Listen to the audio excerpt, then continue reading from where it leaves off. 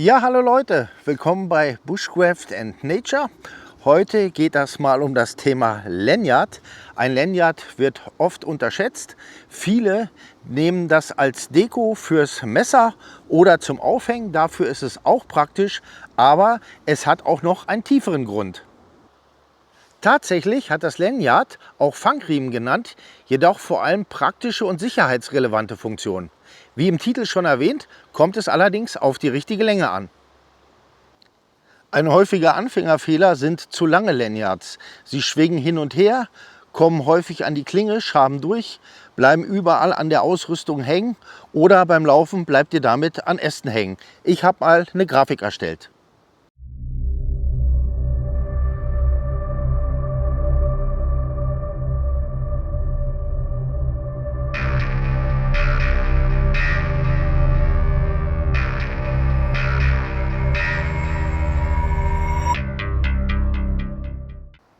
Ja, auf die richtige Länge kommen wir gleich noch zu sprechen. Besprechen wir doch erstmal, welche sicherheitsrelevanten Funktionen hat denn eigentlich so ein Lanyard? Natürlich, es hält das Messer am Handgelenk, es kann einem nicht rausrutschen, es kann einem nicht auf die Füße fallen. Oder wenn ihr arbeitet an Stegen, an Berghängen oder sonstigen unwegsamen Gelände, kann euch das Messer nicht aus der Hand gleiten und somit verloren gehen. Natürlich haben wir auch eine geringere Verletzungsgefahr beim Arbeiten. Wenn einem das Messer aus der Hand rutscht, bleibt es am Lanyard hängen. Man verhindert dadurch, dass man dem Messer nachgreift und sich verletzt. Oder beim Hacken kann das Messer, wenn es aus der Hand fliegt, nicht durch die Luft fliegen und jemand anders verletzen.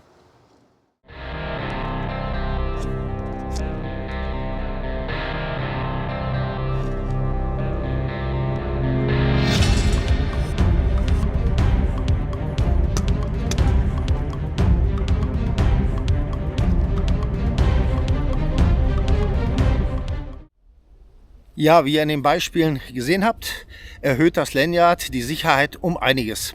Aber das Lanyard hat auch noch einen praktischen Aspekt. Wir können uns damit die Grifflänge unseres Messers zum Hacken verlängern. Wie das geht, zeige ich euch jetzt.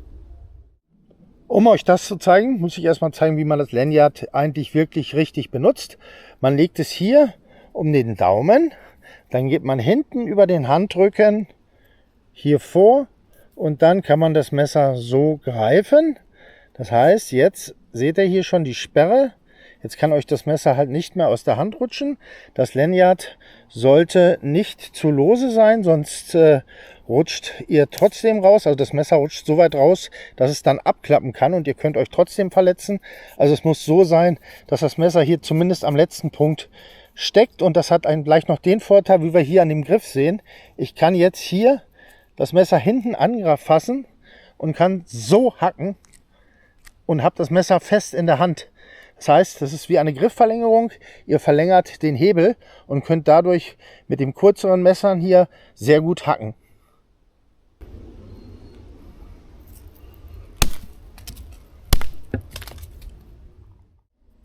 Das macht sich besonders gut, wenn euer Messer hier hinten so eine Mulde noch hat. Dann könnt ihr hier genau die beiden Finger reinlegen und das Messer so greifen, dann habt ihr einen wunderbaren Hebel. Das Gute ist, der Trick funktioniert nicht nur beim Messer, sondern auch beim Beil. Ich habe hier mein Bisonbeil, das ist mein Lieblingsbeil, was ich zum Bushcraften nehme. Ja, und hier machen wir das jetzt genauso. Wie wir sehen, ist der Griff schon sogar extra dafür ausgelegt. Der hat hier so eine schöne Wölbung. Da kann man das Beil richtig schön greifen. Dadurch haben wir natürlich einen viel längeren Griff. Ja, und jetzt mache ich eigentlich genau das Gleiche. Ich gehe hier mit dem Daumen durch, gehe um die Hand, habe mein Beil jetzt hier in der Hand. Es kann nicht rausfliegen und ich habe einen riesen Hebel, mit dem ich hacken kann. Schaut mal, wie schön das geht. Der hat es gesehen und das Beil sitzt bombenfest. Als Lanyard empfehle ich 550er Paracord oder ein Lederriemen. Kein Seil, was sich dehnt, keine Gummibänder, weil sonst erfüllt es seine Funktion nicht. Wenn ihr mit dem Messer so hacken wollt wie mit einem Eispickel, gibt es noch einen weiteren Trick, der verhindert, dass die Hand auf die Klinge rutschen kann.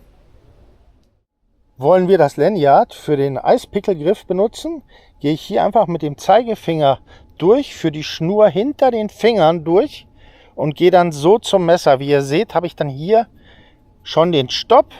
So, jetzt kann ich das Messer greifen und das Lanyard ist jetzt hier drum wie eine Bremse und ich kann jetzt hacken und selbst wenn ich den Griff loslasse, komme ich nicht auf die Klinge, weil mich das Paracord oder das Lanyard abbremst.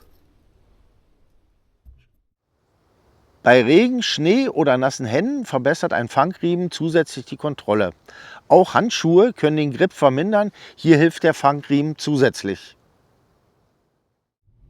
So, ich habe meine Ausrüstung jetzt hier wieder angehangen. Dafür ist das Lanyard natürlich auch mega praktisch. Hier mit meinem Bushcraft Organizer, wer das Video noch nicht gesehen hat, unbedingt schauen. Eine tolle Sache.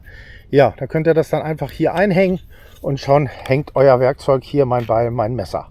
Das ist noch der praktische Nebeneffekt. Ja, das war alles, was ich euch zum Thema Lanyard draußen zeigen wollte. Die ganz genaue Technik, wie man das am besten knotet, das einstellt, ohne zu viel Paracord zu verschwenden, das mache ich, weil ich es besser filmen kann, dann gleich im zweiten Teil in der Werkstatt. Da zeige ich das nochmal ganz genau mit allen Tipps und Tricks, die ich so kenne. Okay. Dann werde ich hier noch einen Moment entspannen und wir sehen uns gleich in der Werkstatt. Bis gleich. So, wieder gut zu Hause angekommen. Ich bin jetzt in meiner Werkstatt und jetzt werde ich mit euch zusammen mal so ein Lanyard knoten, Schritt für Schritt, damit ihr auch genau seht, wie ich das mache und vor allen Dingen, wie ihr auch fast schon auf die richtige Länge kommt, ohne so ein Stück Paracord abzuschneiden und es nachher dann einzukürzen und einen Haufen Paracord wegzuschmeißen. Ja, dann lange Rede, kurzer Sinn, legen wir mal los. Ja, um das Messer geht's hier. Das wollen wir zusammen mal fertig machen. Ja, und jetzt möchte ich euch erstmal noch was zeigen, bevor wir hier loslegen. Was für ein Lanyard denkbar ungeeignet ist, ist auch zum Beispiel solch dünne Schnüre hier. Ich lege das mal über meinen Handrücken und ihr seht schon, so eine dünne Schnüre, die könnt ihr vergessen, die schneidet ein, die tut weh. Also sowas könnt ihr auch nicht nehmen, wie ich es schon im Vorspieler erwähnt habe. Am besten ihr nehmt so ein Stück Paracord hier. Das ist am besten, das ist breit genug und das schneidet auch nicht so ein. Ja, an diesem Messer hier, da ist so ein uraltes Lanyard noch dran. Rangeknotetes Original, das ist total verdreht. Das will ich jetzt mit euch richtig machen. Aber hier haben wir zum Beispiel mal das perfekte Beispiel für ein zu langes Lanyard. Und ich werde jetzt euch mal zeigen, was passiert, wenn das zu lang ist. Ja, also nehmen wir mal das Messer. Ich gehe jetzt hier wieder durch das Paracord, greife hier so mit der Fangschlaufe rein und wie ihr seht, ist die jetzt hier schon lose. Also das ist definitiv zu locker. Hat den Effekt, dass das Messer hier vorne rausrutschen kann. Seht ihr das? Und dann nach unten klappt. Das kann euch dann wirklich in den Arm hacken. Ich versuche es mal zu zeigen. Habt ihr gesehen, wie das Messer zurückschlägt und pendelt? Und dadurch könnt ihr euch wirklich schwer verletzen. Also diese Länge hier, die ist die falsche, die ist denkbar ungeeignet. Was auch extrem wichtig ist, ist der Knoten vom Lanyard. Den solltet ihr jedes Mal bei der Messerpflege zusätzlich noch kontrollieren, ob der auch wirklich fest sitzt. Weil wenn ihr euch dann auf das Lanyard verlasst und der Knoten geht plötzlich los, dann könnt ihr euch auch wieder verletzen. Also das ist schon ein bisschen sicherheitsrelevant. Ich würde diesen Knoten öfters testen. Deswegen nehme ich auch nicht gerne diesen Knoten hier. Das ist so ein ganz normaler Knoten, Paracord doppelt geführt, Knoten rein. Ja, das ist so ein Überhandknoten hier. Ja, und die neigen sehr leicht zum Öffnen, habe ich festgestellt. Also das lockert sich hier und dann rutscht das raus und schon ist euer Lanyard offen. Also die lockern sich so mit der Zeit. Das finde ich nicht so toll. Und vor allen Dingen nachher, wenn wir denn auf die Länge kommen wollen, haben wir dann auch das Problem. Wir machen dann hier einen Knoten. So, zack. So, ich halte es einfach mal, ich mache noch keinen rein. So, dann passt die Länge nicht. Da müsst ihr den ganzen Knoten nach vorne wursteln. Und nachher habt ihr dann hier einen Haufen Verschnitt. Und genau deswegen nehme ich gerne den Spielenstich. Und wie das funktioniert, das zeige ich euch jetzt. Für unser Lanyard nehmen wir hier ein 550er Paracord. Ich nehme das jetzt mal in dunkelbraun. Das finde ich passend zum Messer. Ja, dann geht ihr ganz einfach hinten durch eure Öse vom Messer. So, dann legen wir das hier erstmal so aus. So, und jetzt macht ihr ganz einfach hier auf das lose Ende einen Knoten um das andere herum. So, gehen wir ein bisschen dichter ran. So sieht das dann aus. Hier ist unser Knoten. Seht das? Und das andere Ende mit dem Paracord-Rest, das geht dann dadurch. Was hier wichtig ist, ist, dass er hier noch ein etwas längeres Stück stehen lässt. Ja, und das ziehen wir jetzt einfach fest. So, dann haben wir jetzt hier eigentlich schon mal eine Schlaufe. Und die können wir uns jetzt ganz bequem auf unsere Handgröße einstellen. Dazu stecke ich jetzt meinen Daumen hier wieder durch und gucke mal. Seht ihr, das reicht noch nicht.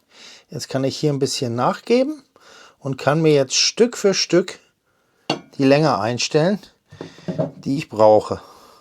So, mal gucken. Jetzt kann ich wieder anpassen. Es muss natürlich noch, also die ist noch zu eng. Die spannt, die schneidet ein. Das ist unbequem. Das sollte natürlich auch nicht sein. So, machen wir noch ein Stück. Mal noch mal 2 cm zu. Ich ziehe das extra hier hinten immer lang, damit das Paracord hier noch durch die Öse gleitet. So, jetzt gehe ich wieder, natürlich nicht zu fest ziehen. Aha. So, und jetzt sehen wir schon, hier haben wir jetzt die richtige Länge. Ich merke das schon. Ja, noch ein Stück. So könnt ihr euch das genau anpassen, wie ihr das haben wollt. Ihr dürft natürlich nicht zu doll ziehen, ist klar. Sonst zieht er das Paracord wieder raus. So. Ja. So liegt es gut in der Hand. Und hier wird es abgefangen. Das wäre die richtige Länge. Also so können wir das nehmen. So, und schon haben wir jetzt hier unsere Länge. Jetzt noch einen kleinen Tipp und Trick zwischendurch, wenn ihr das Lanyard in der Länge verstellbar haben wollt, weil das mehrere Leute benutzen mit verschiedenen Handmaßen, könnt ihr hier hinten einfach ein Stück länger stehen lassen und ihr könnt es dann immer wieder der Länge nach anpassen. Also lässt er dann hier praktisch noch ein Stück stehen. Wir machen es jetzt aber richtig. Also ich will ungefähr jetzt die Länge haben, dann schneide ich mein Paracord jetzt mal mit Reserve hier ab. Dazu nehme ich jetzt mal hier meine Schere aus dem Paracord-Set. So, also ungefähr so 2 cm länger wie das andere Stück. Schneide das jetzt hier ab. So, okay.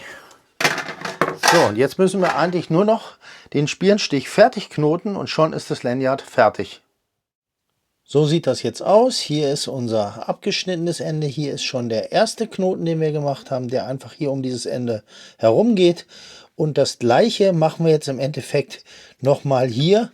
Wir machen hier einen Knoten, der um das Ende geht. Mehr ist eigentlich der Spielenstich nicht. Damit es schön aussieht, darauf achten, dass ihr in die gleiche Richtung knotet, wie ihr den anderen Knoten gemacht habt. So, ziehe das mal durch hier. So, jetzt kann man das hier ein bisschen ausrichten und den Knoten voneinander legen. Ja.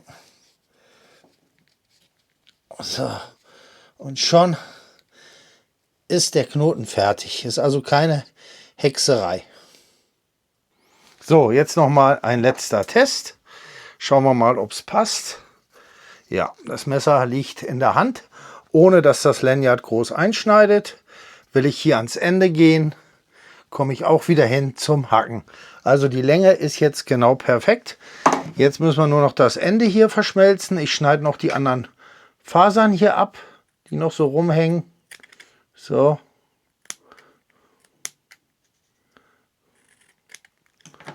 Dann machen wir mal das Ende hier mit dem Feuerzeug schnell. Das reicht ja. Da brauche ich jetzt nicht die Kerze anmachen. So verschmelzt das. So, jetzt haben wir das Ende verschmolzen und das andere passe ich jetzt auch noch an, dass es von der Länge genau gleich ist. Autsch, ist noch heiß. Moment, warten.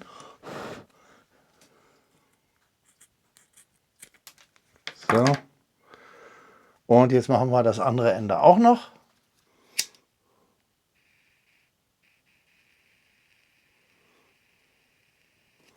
Ich lasse es gerne noch einen Moment anbrennen. So, da haben wir unsere beiden Enden. Und wie man sieht, ist das auch ein richtig schöner Knoten. Das sieht auch richtig gut aus. Ich hoffe, man erkennt es hier auf der Kamera, aber das sieht wirklich gut aus.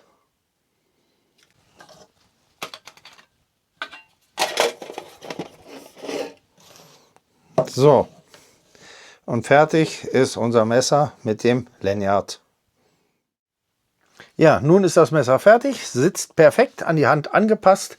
Wie gesagt, der Knoten, der sieht eh schon gut aus. Ich bin auch kein Freund von irgendwelchen Schnickschnack noch, der da hinten dran kommt. Was weiß ich, ein Snake Knot mit ein paar Perlen oder sonstigen. Weil ihr müsst dieses Stück hier ja eh für die Hand frei halten. Sonst könnt ihr das nicht benutzen. Und dann habt ihr hier einfach immer irgendwas, was beim Arbeiten rumbaumelt, stört und sich irgendwo noch zusätzlich verfangen kann. Also ich finde, für mich ist das hier die Profi-Version. Alles andere ist eigentlich Schnickschnack. Ja, damit schließe ich das Video. Ich hoffe, es hat euch gefallen und für den einen oder anderen war wieder eine wichtige Info dabei und ihr konntet was lernen. Ja, dann verabschiede ich mich an dieser Stelle. Macht's gut, bis zum nächsten Mal. Euer Detlef. Ciao, tschüss.